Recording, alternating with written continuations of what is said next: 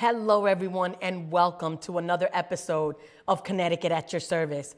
My name is Carmen Nieves, and I am your host, and we come to you live each Tuesday at 6:30 via Soundview Community TV.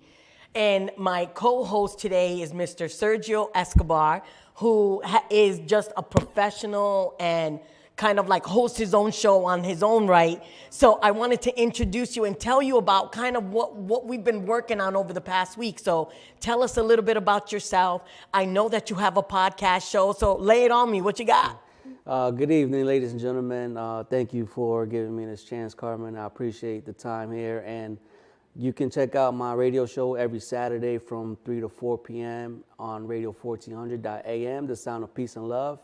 And the good thing about the radio is it's a local radio station that broadcasts live from downtown Bridgeport.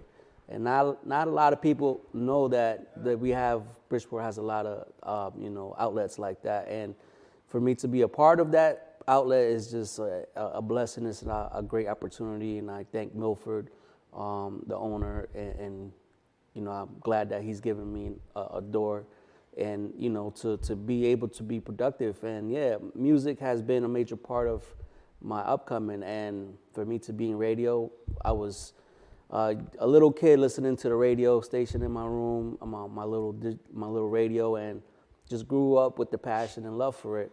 And I also major in graphic design, so I'm an artist, did digital media, so I have a lot of digital media outlets that I'm working with right now. And you do some work here at the station as well. Yes. So I want to let you know how much we appreciate it when you come in, because a lot of including myself, are volunteers here. And really is because we love the arts, and this station is for the people, by the people, because we're public access. So Sergio, I can't even tell you how Terry and I spend our day today. So you know that today is election day. Yes. So right now, voter turnout is of the utmost importance, because there are about 48 candidates trying to fill like 19 roles, right? Seated roles. Yes. And every single vote counts. So this whole week, what I've been doing is talking to people about just voting rights, kind of what do they want their vote to represent, and all of those things. And I'm so glad that you're here, because I know you're a little younger. You're definitely younger than me. And your show is about like college. So it's about young individuals and what they're trying to do. Are you registered to vote? Yes. Okay. Why is voting, let me start with you. Why is voting important for you? What is it that you're hoping that your vote will mean for the future of yourself, your family, and your community? First of all, I would like to say that, as a Hispanic person, from Latino descent, I believe that voting is important for the Latin community, and being the first generation of my family to be here in America, it's important for me to vote, because, my parents don't have that ability and aren't able to vote because they're not citizens. So for me to take initiative and to make something happen for my community and my Hispanic people, that's what I take to heart, and that's important to me, because I have a daughter, and I want something that is going to be beneficial to her, and let her know that voting is important for your community. And what it can mean, especially for her. Are there any wishes or any hopes that you have for her for the future, her education, or, things like that? Yeah, certainly her education and, her health. And it's important, because if you don't put the right people in office, then they're going to take away certain things for the people in the community. Especially for minorities, we have to step up, and we have to be proactive in voting and making sure that everyone out there votes, because your vote counts. Some people get intimidated. Oh, it's not going to do nothing. It's the same thing over and over. No, you need to break the cycle. Break the cycle. Let's all go out and vote, and let's stand up for the people, and let's stand up for the rights for the community. And they say, if you don't vote, they don't hear you. Yes. So it's really important that we're exercising our leadership, our voices, and that we're casting a vote. Even if it's not the ideal candidate, you take a look at you know, and I kind of hate to say it that way, but what's the least of the two evils? You know what I mean? Like, which one, if I had to pick, which one would I vote for? And, you know, one of the best ways, we've had elected officials on our show, we've had, you know, executive directors of different organizations, you know, and they all say the same thing. You can't complain and not be involved. Right? So if you want change, you've got to be at the table. You've got to be part of the process in order to just be heard about what the needs are. You know, so Terry and I spent the afternoon at the Greater Bridgeport Transit, which is the bus terminal. Okay. And a lot of the people that came forward, I mean, and it was, I wish she was here to share it with us, but to share it with you. Yeah. But, you know, I think that people feel slighted, maybe jaded, maybe that they've been promised things that, you know, that haven't come to fruition despite being promised that if you vote for me, this was going to happen. You know, and one, we need to vote, right? Because I was saying this on my Facebook yesterday. You got to vote, and regardless of who wins, we have to be proactive, positive citizens, right? So whoever it is that wins, we've got to support them or things will remain the same. How do you feel about that? I strongly agree with that. You know, if we don't take initiative and we don't step up to the plate, you know, we're not going to be able to help the community and help people that want change in the community. Mm-hmm. So it's important, you know, to go out there and vote, make an effort, and, you know, stand up for your rights. So we have, as American citizens, we have that ability to go out and pick, you know, our candidate and pick the one person that will help us make a change in here in this community. Mm-hmm. And if people still want to vote, there's an opportunity to vote. If you go on the Secretary of State's website or faithacts.org, on their website, I was taking a look at it, and it really, it's funny how kind of it came about. I was at a performance of Ma'afa at Mount Airy Baptist Church, and I'm listening. They played a video from Faith Acts, which was really talking about just a commitment to vote. Not who you're voting for, but just a commitment to talk about that you're going to stand up and vote, and you're going to stand up and be heard. And on their website, they had like voter guides that talked about who was running. They interviewed some of the candidates. And some opted to answer and some didn't, which tells you a lot when people don't answer. You know, there's ask questions. And just because somebody asks you to vote, be a responsible voter.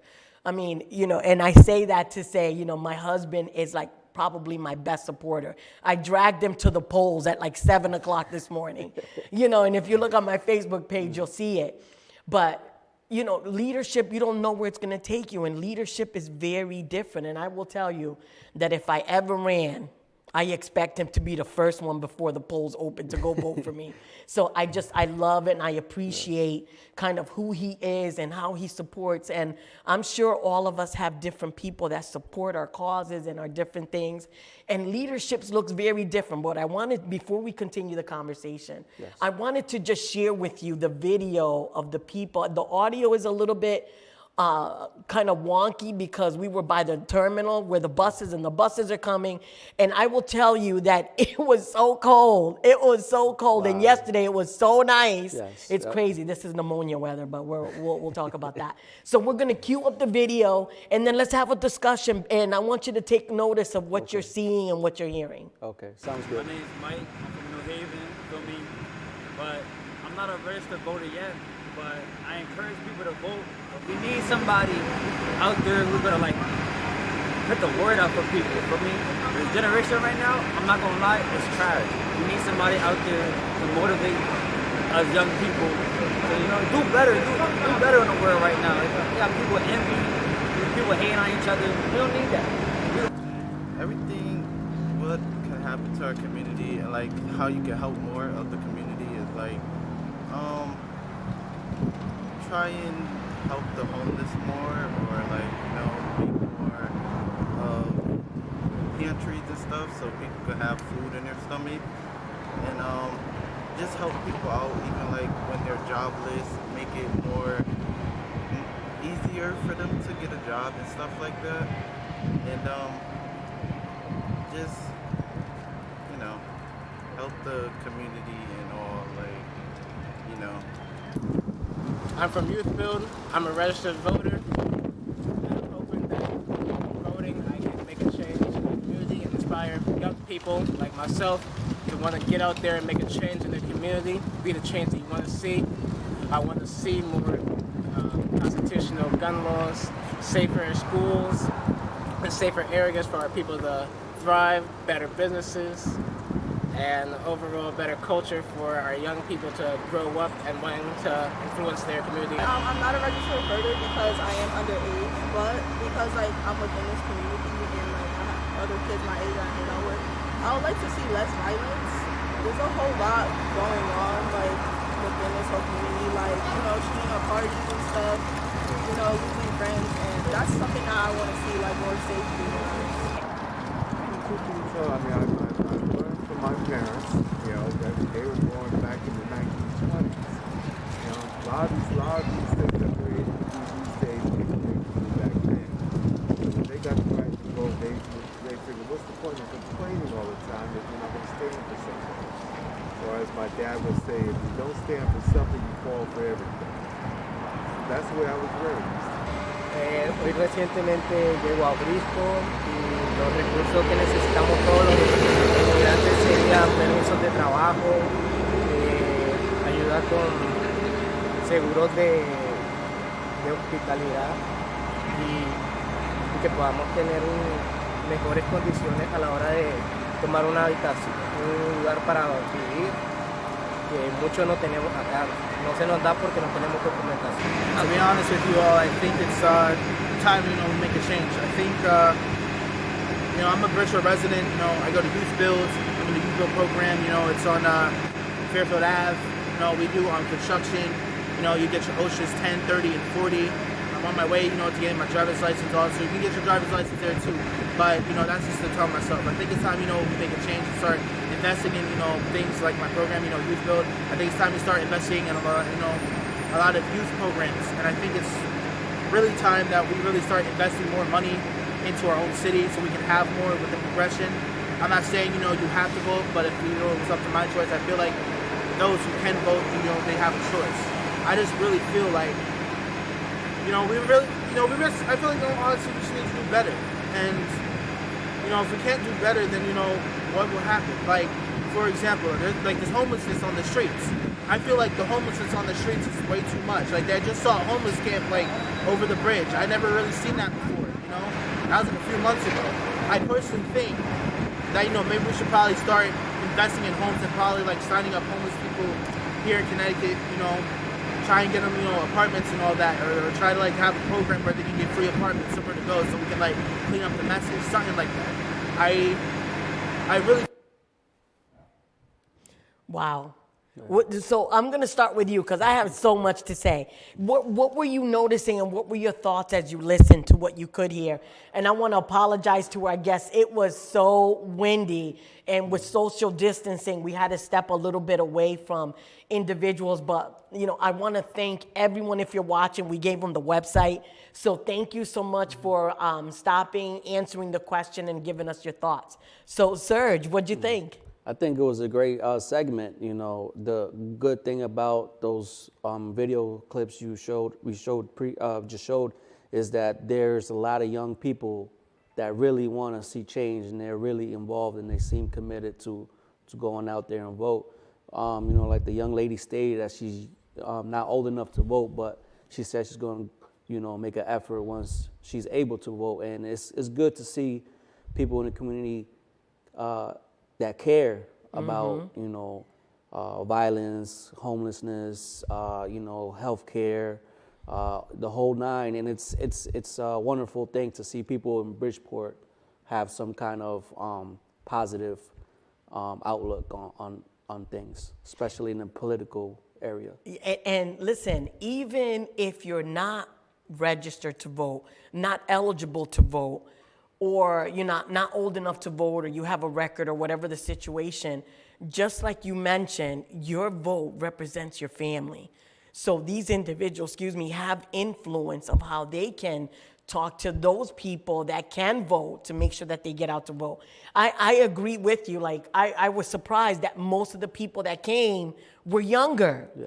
That just tells, when I was thinking about where we were going to go with the interview and and I'm so glad that you're here because you're a lot younger than me. So we were like right in line with the interviews that we did today. And they were talking about homelessness came up more than once. If you notice, the program that was shown is called Youth Build, and they actually help build affordable housing. So not only are they advocating for services for themselves, they're really putting in the work to help build housing for other people that in some cases they don't even qualify for. If that's not leadership, then I don't know. Yes. And just like you said, they were talking about more resources for young people, housing, even undocumented citizens that they're here. So what supports might be available? And I know that in certain programs you can't expend resources for undocumented citizens, but there are programs that help them. And I know that we've given this resource before, but if you contact 211, they can help you get resources and things like that. They talked about jobs, they talked about healthcare. These are things that are really, really important. I mean, some jobs require it now to do that. So as I was thinking about that, leadership is really what came to mind as I was listening to them. Have you taken part while you were growing up in any leadership programs or programs that supported young people, like the supports that you would get if you were going to college? Yes, when I was in high school, back at Central, we had the leadership program. It was called peer-to-peer support. So we would, have different guest speakers come in and give us different, different outlets and different resources that we can use within the community to help, whether you're having some kind of issues with either financially or house, housing issues. It was just something that gave the students like a leadership role to go out in the community and to advocate for, for the different areas that, that we come across with in the community. So yeah, leadership is important. I take, a strong, I have, Stand on that. Yeah, a strong stand on that. And I'm really proactive, and it's good to see these young leaders, be aware of what's going on. When you started that program, how old were you? I was in high school. I was a sophomore, so I would say about 16, 17. 16, 17. Around I there. know that a lot of high schools empower leadership in our young people, but I will tell you, the earlier that you start engaging our children, our grandchildren, yes, Lily, I'm talking to you, engaging them in leadership, Yes. that they will learn that and continue that, and it surprised me because being a helper is not cool. You know what I mean? Like, I know that I talk to some young people, and you know what they tell me? They tell me that they want to help on the DL. Like, it's not cool. Like, we were getting ready to teach some classes around not only photography, but talking about the etiquette of photography and the safety of photography, and they were telling me, it's like, I want to help, but on the DL. And it's kind of how you infuse leadership, how you involve people. So it made me think of how important young voices are, and if we engage them earlier, like your daughter, Yes. If she sees you helping somebody else or talking on the radio, she's going to think that that's kind of how you roll, which I think is kind of cool. Yes. That people have the power to vote. And listen, it's not just an election, right? How many times, and I bet you, that you're on the fence on what to have for dinner and your daughter says something, okay, we'll go get that, right? So they're already practicing leadership right now, and it doesn't have to be anything major. But I think that if we all do something, a little something, it goes such a long way, and it doesn't have to have this gigantic difference. It could just start with yourself, practicing leadership with yourself, what you want to do, how you want to grow, where you want to lead, that rolls into our family, and then it spills out into the community because people watch what you do. You know, so as I was thinking about that, I was thinking that leadership is really different. You know, you could be at your house, our parents could be leaders, you know, they're the leaders of the household or whatever, but also boards, commission, teams, activities, churches, projects. These are all opportunities to exercise leadership. You know, and there's a couple programs that I wanted to just kind of highlight. One of my favorites is the Parent Leadership Training Institute, and we're going to be having them as a guest to just talk about how we empower people who care into people who lead, right? So, and you don't have to have children in order to participate in that program. And we're going to put some links up at the end of the show.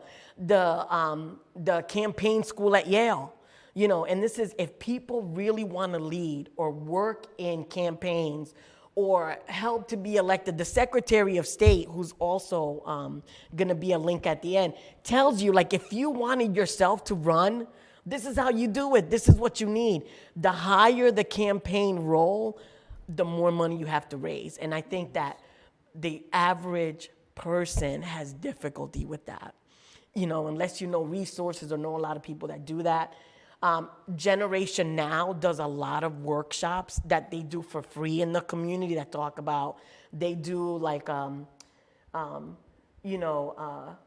where you can have question and answer periods with the different candidates that are going for the different roles. Faith Acts, which I talked about, the Secretary of State. There's just so many opportunities for people to lead. And there's just no excuse for not to get involved, you know, and especially if, you know, even if it's just to go vote or just to take someone to the polls, if you know that you yourself can't vote, there's such an opportunity to create change in our community. What are your thoughts on that? I know that I could go on all day, so.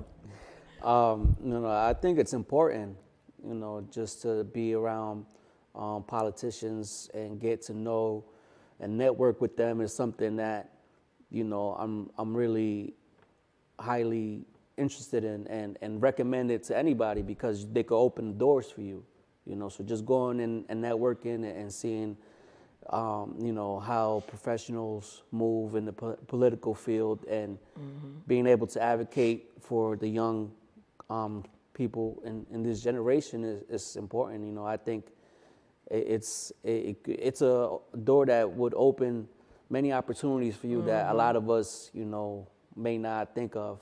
You know, I personally feel that, you know, just going in, talking to the politicians, making friends, networking, you know, just saying good evening, how you doing, just something, you know, small. You never know what that may lead to. So I think it's important. And advocacy roles are different, right? You don't have to do anything grand, right? So I'll give you an example. In advocacy, right now through the arts, there's such an opportunity to transform the way we look at the world. There's a philosopher that says, it doesn't matter what you're looking at, it's what you see. And if you see things that are not good, then that's where you're gonna stay. If you see things through the lens of like, I could do something about that. I wanna engage in that. I wanna be able to do something with that and be involved, even if it's just a participant in something, just going to support and all those things. So I know that you know Bridgeport well. Yes. There's a artist studio called 305 Knowlton Street, right? And on the side of that wall, there was an artist that made a mural, and that mural, all that it said was hope. Wow. So a couple years ago, I got together with some parent leaders from across the country, and we developed this campaign that using photos, right? So you would take a picture, text a picture to this number, and it would send you back your picture with a border on it that really talked about hope. And, you know, it doesn't matter who you're voting for. Your vote represents a wish, a hope, a desire of what our community could look like if we just work together. So this is the campaign that we developed, and on the back of it, you'll see it. And this is in Bridgeport. So this is my reason to vote. You know, so the campaign, we called it I Have Hope, so I'm gonna vote. And we asked people, just like we did on the video today of the different people that spoke, that they talked about what it is that they hope that this vote represents. For me, and I'm going to ask you this question too, my vote represents support for my family. The reason why I get up every day, and those are 3 of my grandkids that were on there, but I'm on my way to having 7, okay? So I have lots of reasons why we want to do that. And just, you've got to have a network of support. My daughters are my reason. My husband is why I'm able to, and all of that. So, we just have a couple minutes. So tell me kind of what's your hope and why you voted. My hope is, to have a better, to have more, to improve the community. That's my hope. And for the younger generations, to be able to have a better living condition and better, overall, just for humanity, And for your little girl, Yeah. And I don't know how many people know, like, you want to write a book. Yes. And you want to feature her in this book. So if that doesn't tell you what leadership could mean and how she can be a partner at that, it's absolutely like amazing. So as always, Serge, thank you for stepping in. Thank you for sharing your wisdom. Thank you for helping me share with the audience what leadership can mean, what it can look like, and how even in a small way we can make a large difference. Yes. We want to invite you all to watch us each week at Soundview Community TV at soundviewtv.org. We want you to follow us on Facebook. We want you to follow us on YouTube. Share it. We want you to tell us if there's other artists or other individuals that we think we should interview. Soundview, this show is always about highlighting individuals like you, Serge, and making sure that we share with the community how they live, serve, and how they make a difference in the world. Here are the websites that we mentioned today. Make sure that you're engaged and make our community a better place every day just by being engaged. We'll see you next week.